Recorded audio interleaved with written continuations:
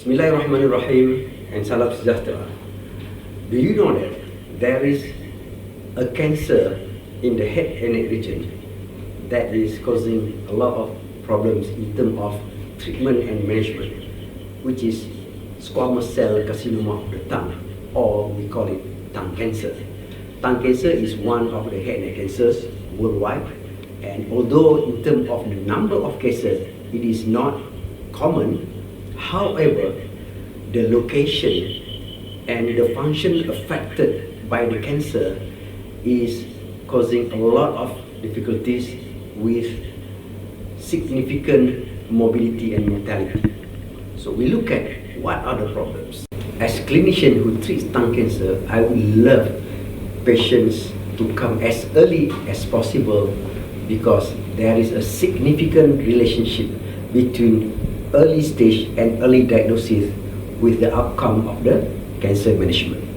So what are the most important points or symptoms that patient can be aware of that they need to go to see a healthcare professional to seek further advice and further management? Number one is non-healing tongue ulcer. Any non-healing tongue ulcer more than 2 weeks needs specialist review, and most likely biopsy will be done. Number two, painful swallowing. Number three, patient might have loss of appetite, and because of that patient might have loss of weight. And number four is neck swelling, and number five could be any other symptoms related to constitutional symptoms. So if patients are aware and the healthcare professionals are aware of these symptoms and presence of ulcer over the tongue, they must seek professional opinion as soon as possible, because as I mentioned before, early diagnosis will lead to a better management. Okay, so what are the challenges that we still face at this moment? Number one is there is still lack of awareness in terms of the symptoms that could represent tongue cancer. That's number one. So patients keep on seeking treatment for non-healing tongue ulcer and changing medicines and changing doctors from time to time until the presentation is too late and the tumor has gone bigger and causing advanced stage and causing difficulty in treatment and management. Number two is it's not just the awareness to the public, but awareness to the medical practitioners or dental practitioners who are basically the first line healthcare expert where the public go and seek opinion. So doctors who are working in the primary care sectors or dentists in the primary care sectors, these are the group of people that will see first the patient that comes to them with a non-healing ulcer. So number one is awareness. We need to do something to increase awareness. We need to do something that can increase understanding of the condition of a tongue cancer. That is the most important aspect for me, because as I mentioned, any cancer, if presented early, the outcome will be significantly better than a late presentation. Number two is knowledge.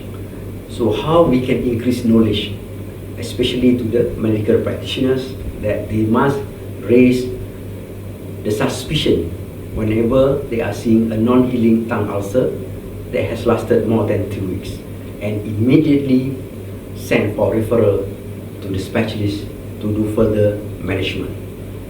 And number three is the type of treatment. The most difficult part of treatment for tongue cancer is most of the time, or the first line treatment that we can offer to patients are surgical excision or surgical removal of a small part or half of the tongue, or probably the whole tongue needs to be removed depending on the stage. So these pose difficulties to patient to accept the decision. That's why patient needs to come early.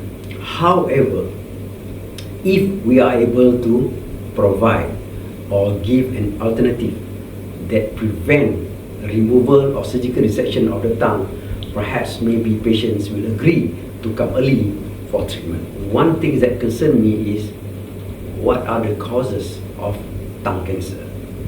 This needs to be researched further, because what we traditionally know, tongue cancer or oral cavity cancer, the majority or the main causes of these cancers are smoking and bitter nut chewing, the two traditional risk factors, and also alcohol consumption.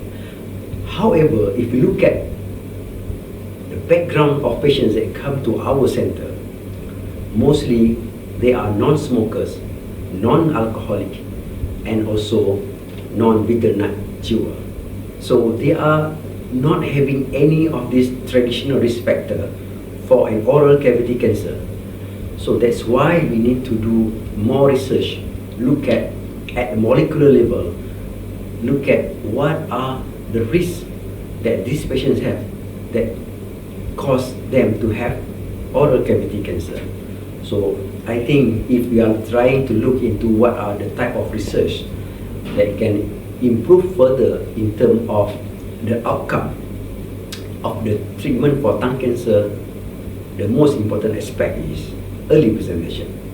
The most difficult part of tongue cancer treatment is you have to resect the tongue, whether it is small parts or partial or complete resection of the tongue, which is because of the locations of the tongue, because of the function of the tongue, and because of the cosmetic appearance of the effects of surgical resection. This has been hampering patients from accepting the treatment offered. So that's why patient is a little bit worried to accept the treatment. So if we can offer, or we are right now offering an option that patient will agree because of our treatment options with HyBIRT, hybrid brachytherapy followed by intensity modulated radiotherapy, offers patient organ preservation and also function preservations.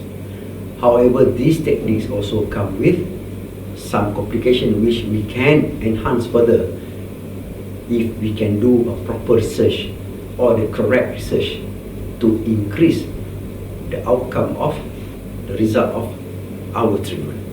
So what are the things that can still be done?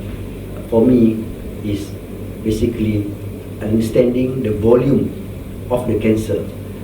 We can take, for example, if we do an imaging investigation to look at the size of the tumor, a computerized 3D reconstructions of the actual volume of the cancer, and using some sort of artificial intelligence technology to predict the number of the radiation required and also the number of brachytherapy applicators required to match perfectly the amount of the applicators required for a patient or for a size of tumor, and the amount of the optimum dosage of radiation that can be given to patients for adequate treatment to target to cure the cancer, and at the same time also to reduce side effects as much as possible, leading to complete response of the cancer treatment. So if we are able to provide this to our patients, I believe more patients will come early for treatment, because they know that if they come early, the result will be much better, and they do not have to worry about losing their functions of speech and swallowing, which is the two very important aspects of our daily life. So in conclusion, I summarize what are the problems that still need to be addressed and what are the things that we can do in terms of research to help increase the outcome of the treatment for tongue cancer. Number one, we need to have something that can spread the awareness. We need to do something that can increase the awareness, because early presentation, better outcome. Number two, we can still enhance the quality of our treatment method that is able to do function preservation and organ preservations. And number three, of course, we have to look at what are the actual causes. Apart from the traditional risk factors that I mentioned just now, the three factors: smoking, alcohol consumption, alcohol drinking, and also bitter nut chewing. So it is important for us to do further research to look at what are the actual factors that are causing tongue cancer in our patients. I think that's all. Hopefully we can collaborate further and find and do research that can give better solutions and increase the quality of treatment to our patients, and also increase the quality of life to those patients treated in our center. Thank you very much.